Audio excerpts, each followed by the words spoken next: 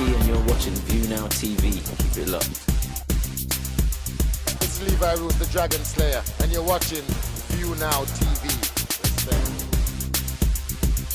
ViewNowTv. You always watch ViewNowTv. All the time, just keep it locked, you know what I mean? So it's wicked. I love it out this shit. I never turn on anything else. Just keep it stuck on that dot. You know what I mean? I just like loud. Okay, my name is Noel McCoy, and you are listening to ViewNowTv.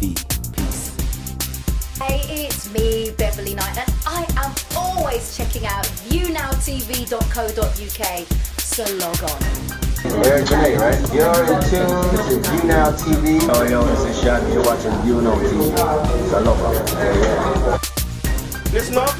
This is Jonathan, and my name's Tony Gad. Right now, you're listening, and you're watching ViewNowTv. Well, that's what I'm saying. Lovely, man. This is Ngambi. Log on to ViewNowTv. Yeah, man, this is ViewTV, man. Trinity set up, man. Roughneck soldier. ViewTV and the champion. We don't keep champion around here. Raise them. Bless it, Roughneck. What's up, this is Rasan Patterson. Make sure y'all log into ViewNowTv.co.uk. Well, this is Tipper Irie, and you're logged on to ViewNowTv.co.uk. You are now. Hi, this is Carl McIntosh, and you're tuned live to ViewNowTv. Hi, this is Peter Honeygall, live and direct with ViewNowTv. Stay tuned. Hi, this is Natty King, the man from This Represent, okay? And you're tuning to ViewNowTv. You know what I say? UK. You know it's England that. Hi, this is Lee John of Imagination, and you're watching ViewNowTv. Hi, this is Shirley Jones of the Jones Girls, and on ViewNowTv. Hi everyone, I'm Stegman from 5 Star. You're watching ViewNowTv. Oh gosh, it's the boom, it's the bam, it's just one with the Egyptian. Even the man, it's the ViewNowTv. Oh gosh, look, you see me, and many more is me. Nah, let go. Oh, show me a back all fan yo. Nah, let go. ViewTV's real vibes and the show. You know that we say, oh gosh, Egyptian. So you know on top. Hi, I'm Kenny Thomas, and you're watching ViewNowTv.co.uk. Greetings, massive. This is yours, Freddie McGregor, and you tune into ViewNowTv. Yes, so you get the whole of the information, yeah? Keep it locked. ViewNowTv, view me.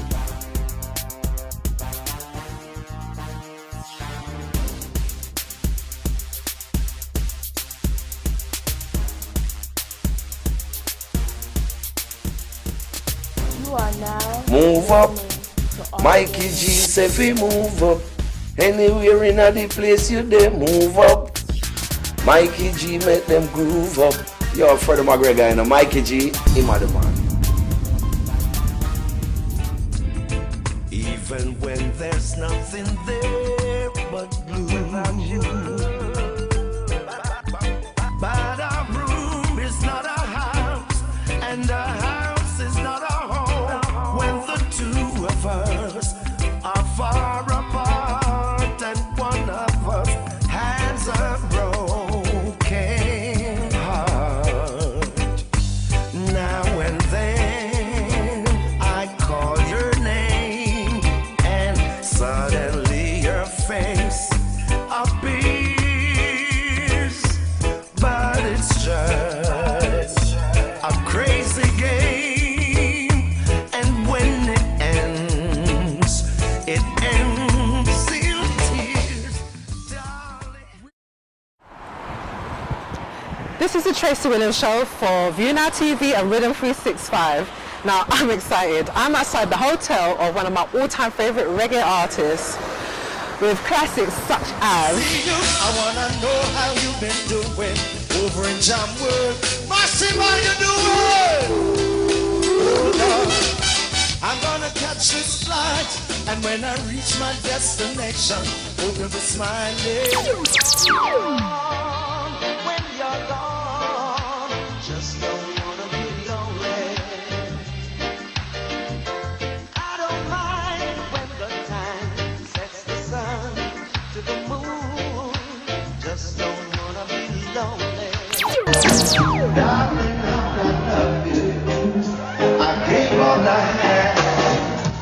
They tried to take it, and now I'm so mad. Now, I've got the exclusive ViewNowTv interview with it can only be the one, the only, Freddie Crucial McGregor.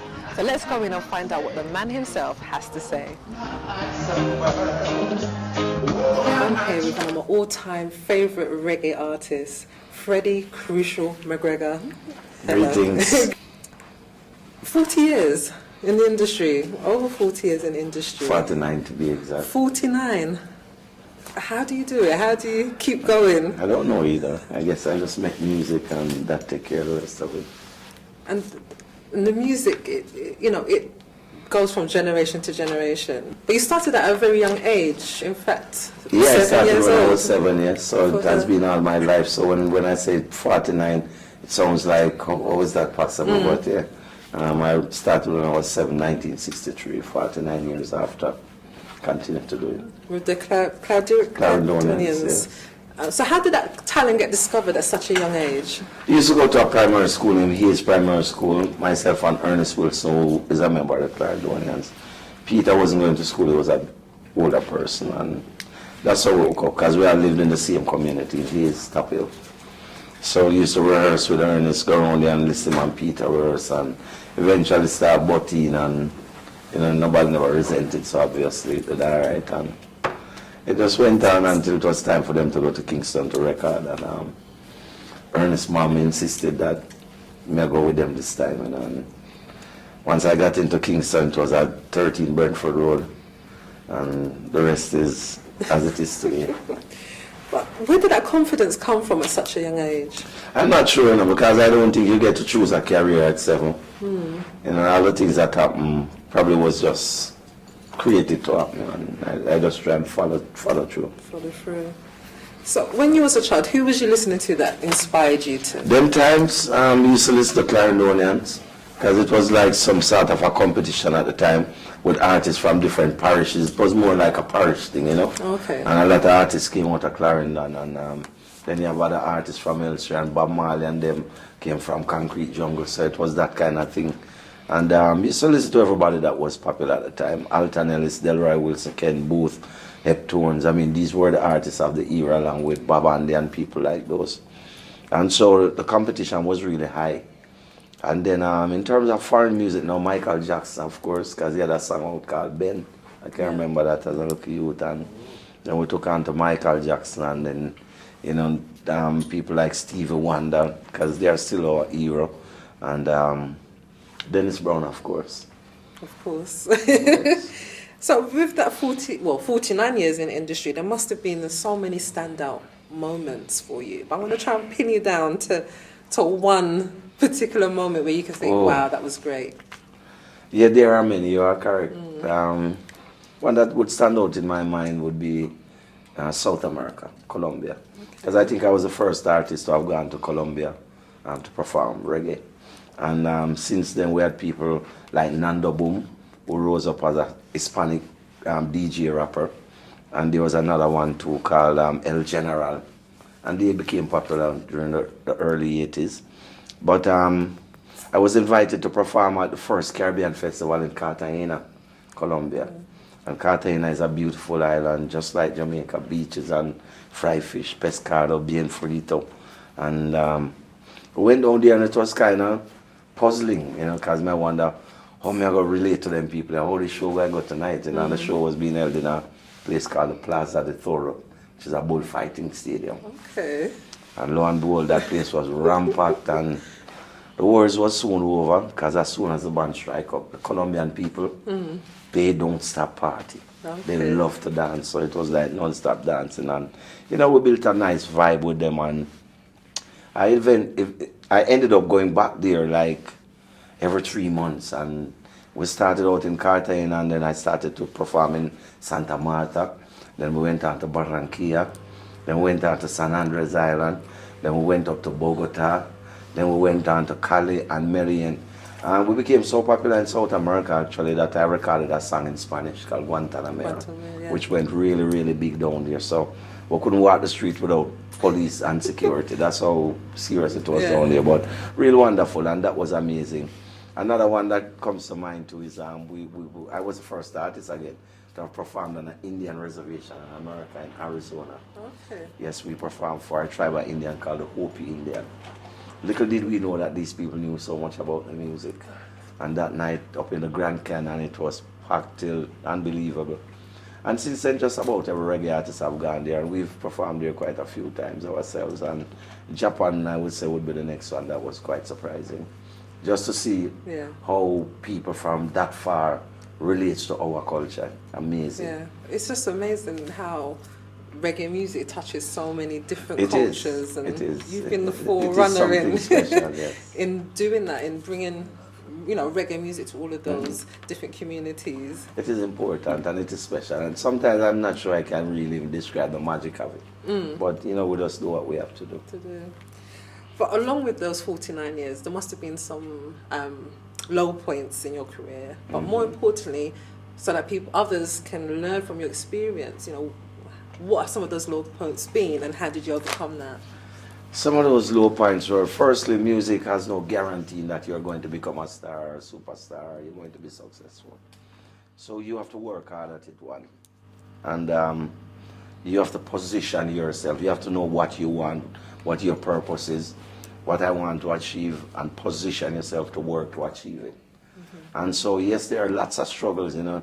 The greater parts of my struggles, I always tell myself I'm going to reserve them for when my book and possibly my movie comes up, because, yes, I'm going to be doing that. But yet it has been a struggle, and, you know, sometimes people say the nicer side of it all, and like you rightly say, what were the struggles, because there are to be struggles. You know, when you're struggling to find a popular song, is one piece of struggle, because there's no guarantee you're going to come up with the right song at any time, possibly. But you seem to find that easy, though, to find these popular well, songs that people just easy is love. another thing, and that's the next part of it, you know. It has to do with everything, inspiration, the seriousness, like I said, the craftiness, be able to imagine the audience you're trying to reach with this particular beat. So you can think, but yeah, if we drop that tune in the kind of way, England are going to love it, kind of thing, or Japan are going to love it. So it's a total thing, you know, and I guess it's an inborn thing. Because for me personally, music is not about superstardom for me. It's about a work given to me. And so me just try to do my work to the best of my ability. And that is to make great music. And I've always tried since the beginning of my career to make great music. And I also realized that great music lasts for generations. I'm witness to that. So. But you've done ska, you've done dancehall, you've done roots reggae, you've done lovers rock, you've gone through all of it. You know, what type of music would you say best defines you? Wow. I would say I'm an all-arounder, because when I make a love song, I want it to be the best love song. And if I'm to make a cultural song, I want it to be the deepest cultural song, and so forth. So, yes, I do what I do, and whichever one I take on, I try to do it to the best of my ability. Now, in doing my research about you, it's been noted that in 1975 you converted to Rastafarianism, and this had a profound effect on your music. So I want to know from the man himself, is this true? And if so, how did it have an impact on your music? Yeah, it is true, because if you listen to my songs from that point onwards, you could actually tell the difference in the lyrical contents, you know. Why Not Violence, Africa Here I Come, Bandula, Babylon, and it became different. We're seeing a lot more things culturally, learning more about Africa, the Bible, and that is what happened. That's the kind of inspiration comes through when you're there. You know, over time we conquer that and realize now we're going to relate to the world over, and so you create songs that everybody will, and sending the same message, of course, whatever the message is. But yes. It did have an impact. Oh yes, it does. A great impact too. And I think it actually saved my life and career to the point where I am today. Because of the consciousness and the awareness that came with it. And you know, you mentioned the consciousness. You find a lot of times now the reggae music, you know, especially for some of the younger artists, doesn't have that. Because the younger youths don't have time to go to Sunday school anymore. And they're not in that kind of thing there. And them don't find time to read the Bible either, which is so important. Bible is really important, you know, because that's how we grow up. You know, and grandparents or parents taught us certain things, and and we grow up and live with those principles, and that's what makes some of us who and what we are today. Definitely. But you've had so many great songs, and you mentioned some of them. You know, what song has the most meaning to you? That is deep and difficult with 30 odd CDs, and it is difficult. But and again, some of the songs that I love the most, some of my songs that I love the most, are songs that have not necessarily become popular. Okay. They're probably sitting somewhere on a CD, because you know usually when a CD comes out and you have one or two hit songs on the CD, people buy the CD for the hit song, and rarely, or it does take them time.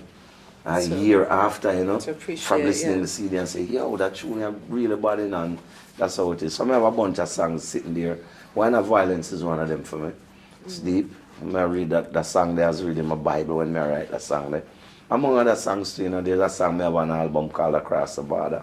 High Tension, that's another song I love very much. There's a song when I have recorded that song for Stingray. It's called Showers of Blessing. I love them kind of song there, you know. But yeah, they're there. History is recorded. But I was going to say, some of your big hits include Big Ship, Push Come to Shove, Just Don't Want to Be Lonely. Yes. You know, when you had those hits, what was that period of time like for you? That was a great time in my career. That was probably the time I had been working towards. Because at that time and during those years, everybody wanted a record deal. Because that was the thing and that was the way to go. Mine came really hard, you know. Because I had to work hard and make a lot of songs, and basically I never had any management per se over time. I pretty much learned how to do the things myself as much as I could, and working with other people, of course. But up to the point that I became signed to Polydor was in 1986. At that point I had probably the most popular reggae songs around, and so it worked. You know, Just Don't Want to Be Lonely, that went to number 9 in the national charts here. And that was a great time too, because every week we used to buy the newspaper to check to see what songs was moving up the chart this weekend and stuff. So when we were number 9, it was a great feeling, because it was Michael Jackson, Mother than them at 40 something, and number 9 is a different thing. So how's the music industry changed since your Studio One days? Drastically. It has changed drastically. From the era of ska, through rocksteady, through the whole reggae era, onto dancehall, it has changed drastically. And we see a lot of, you know, young artists coming through as well, some great, some not so great. And it is part of the music though, it's part of the whole makeup of the industry, so we're going to have that from time to time. But I think we've enjoyed the best, and I say we, in my generation, have enjoyed the best of the music so far. There are some great music that are still being made today still. We can search for and we find them. But cheers to the youth and what come through. You know, we hope them learn from the foundation that is being laid and continue to make great music. So you know, you're here in the UK. You've been doing so many performances. What do you prefer more, doing your performance or the studio? They're both important. I think I probably love them both just the same, because firstly you have to create the song in the studio for it to become popular. And that in itself is a task. But when you do find the right chemistry and the song comes out right, and you know you have a great song, that's going to become popular. So your next thing is to go perform that song, to both promote the song and for people to enjoy. And I enjoy both of them. I probably think I love being on stage more though. From the collaborations that you have done, what has been your most enjoyable artist to work with? Dennis. Okay. And what was he like to work with? Brother, friend, great. Nice brother. Was you able to get a lot of inspiration from him? Yeah, man, we draw inspiration from each other, because we became close friends, and you know, we share the same faith, Rastafarian-wise, and so we had that bond. Okay, so you've been nominated for a Grammy. Yes, I have been. And from my standpoint, more importantly, you've won British Reggae Industry Awards as well. Yes, I have. I have won one or more of those. Yes, you know, I can remember that. So, how does it feel to be recognised internationally for your contribution to reggae music? Yeah, it is a good feeling. One that comes with hard work and, you know, so much pressure. But at the end of the day, to be awarded for it is also something great. You know? And I have so many awards and trophies, God he knows. The one that really stands out for me though was an award given to me in Jamaica. It's called the Order of Distinction by the people and government of Jamaica, and I really cherish that one. Because when you get something very important from your country and your people, it usually stands out, yeah. Means a lot to you. What are some of your memories of performing at the British Reggae Industry Awards? Great. I remember Mr. Williams always busy doing the rounds. But over the years, I've had some great performances there. I can remember that used to be the senior award for reggae in this country, and hopefully it will continue to be that way. Yeah, well, we're hoping to bring it back next year. You So you have to be there to perform. Do you think there's enough recognition for reggae artists? Not in this country, no. Moboy is kind of cool, but I think Moboy is kind of one-sided where the music is concerned. Yeah. It doesn't pay attention to the music in general. And that is our problem, because you have to look at the music in its totality and pick from it instead of just one genre of the music. But it's fine because it's still helping to give some recognition to the industry. So yes, that's fine. But you know, we want to see more done. I would love to see more done. These are not the days when major record companies are signing artists, especially in this country. And I think the purpose of record labels is to sign the artists in your territory, which is why the companies are there. And I don't know if it needs more aggressive marketing and managerial skills to make it work or whatever it takes, but we need to get back to that because it used to be that way. I want to see more songs in the national chart again by the industry players, so there's a balance and generally we can keep the music in the forefront. Definitely. So tell us about Big Ship Foundation, so that we as a community can help to support the work. In 1986 I established Freddie McGregor's Children's Fund in Birmingham. A lady, her name is Miss Selma. She really took it on along with people within the community. I've been trying to do stuff. I just decided maybe we should do something for Birmingham. And on stage I made a donation of £500 to a children's fund. And the audience basically took it on, and so it started. That's how it started. In the US I have the Big Ship Foundation Inc., which is set up to help refurbish schools in Jamaica. And we've made a lot of efforts in trying to raise funds from the different events that we stage. And we weren't successful in raising a lot of monies, but we're lucky enough to get contributions like books and other stuff. And we managed to donate funds to the Haile Selassie High School on a number of occasions. And we still continue to try and support that institution. And so, yes, we continue to do what we do. So what can we as a community do to support Well, there's that? so much to do, really, you know. And most times, what is important is people who have access to stuff like books and pencils and stuff like that can help children. We welcome it because, you know, this is about giving back. This is a time to give back. And when you look at Somalia and these other places and the sufferings down there, there's not even one place now that we can try to help. We just have to look at the places that are most troubled and try to see how we can give our contribution. If I have £1, 50 pence, whatever it is, because it does help. Okay. And you also produced the Rock Steady Meets Reggae. Yeah. Yes. Well, it's just a concept where, you know, to have a set of rock steady artists and a set of reggae artists on the same stage at the same time. And it has worked. You know, we've done that in Florida quite a few times at different venues. I've done it in New York and I've done it in Connecticut. And we've done it in Jamaica. But that was to promote unity within the reggae industry. Well, and not just unity, to create a wider base. Because to me, what's it said, you have dancehall show, you have reggae show. Why not have everybody? Big Ship label, is there anything coming out that we should be looking at? A lot. With Steve Mancino at the helm of the label right now, it's a younger generation doing a younger thing, but they're doing well. Because one thing we do is we try to keep the music clean, keep it real and wholesome in whatever genre or form it comes. So Steve is doing very well. Most of the youths who are into dancehall know him as a genius, and they know his capability. He's been producer of the year 5 years in a row in Jamaica.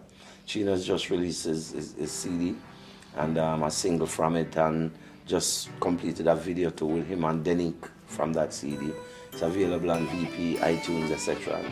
You know, they're doing what they're doing, and so as for me personally, new album for next year. You know, next year is Jamaica's 50th year, and it just happens to be my 50th year also. And so it happens to be Olympics also, and it happens to be a year for both, and all of that. So it'll be a big year. Yeah, big year for big shit.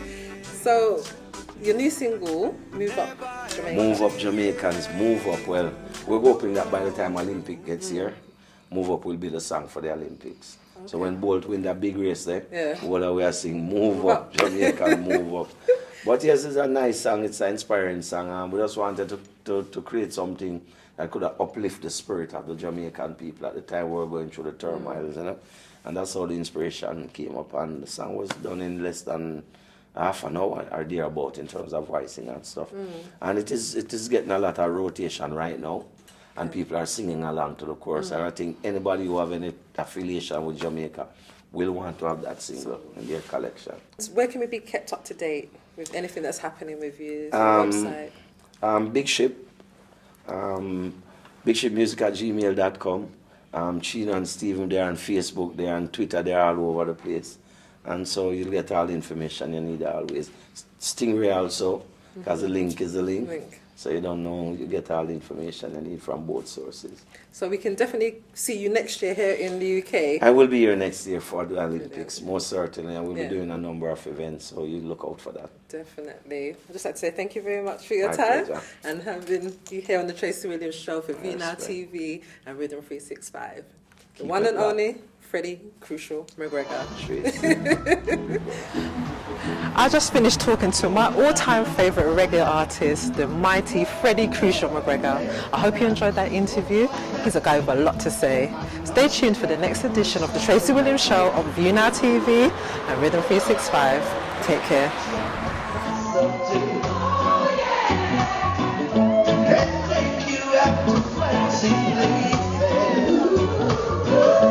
Like other fellas I know can do.